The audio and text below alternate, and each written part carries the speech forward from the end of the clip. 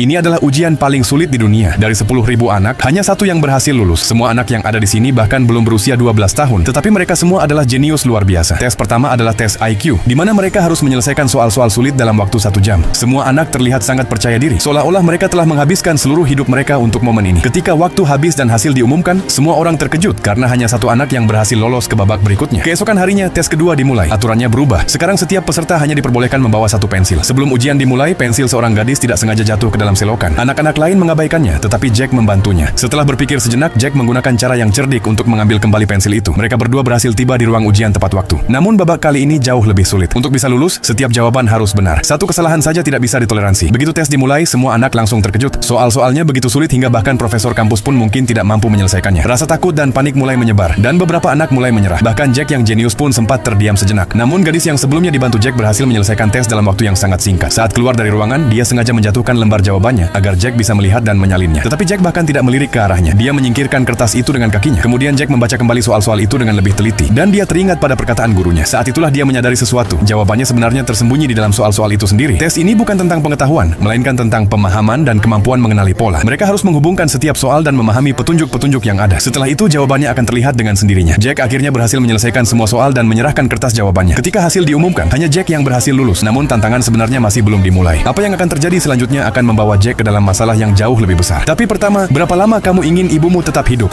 24 jam. Abaikan 200 tahun, tekan suka, like. 500 tahun, kirim hati di komentar. 1000 tahun, subscribe dan bagikan. Selamanya, lakukan semuanya.